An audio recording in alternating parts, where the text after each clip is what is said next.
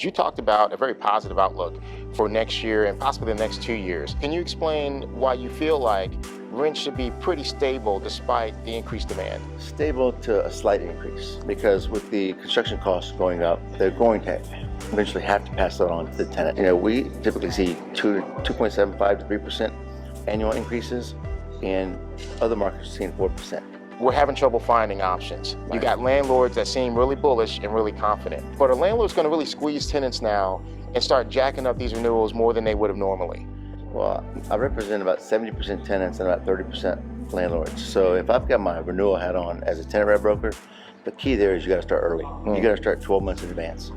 And then you got to be showing other options. You got to have leverage to say, I have 5 or 6 options to go to. So that's the key to a renewal from the tenant side, is start early.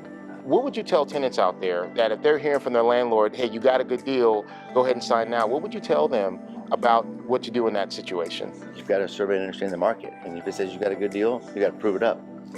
That's the key, is proving that up. I can't tell you how many tenants I've had that also had a relationship with a landlord. And they say, oh, my landlord's great. I've been with him 20 years. He's going to take good care of me.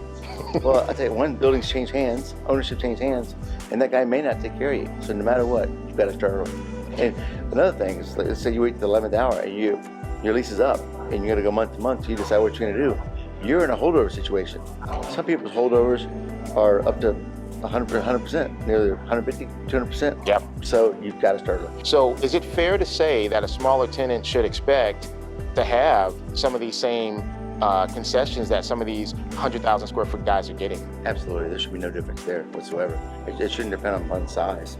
It's your business. And as a tenant, you should be treated fairly and just like a new tenant if you're going to renew.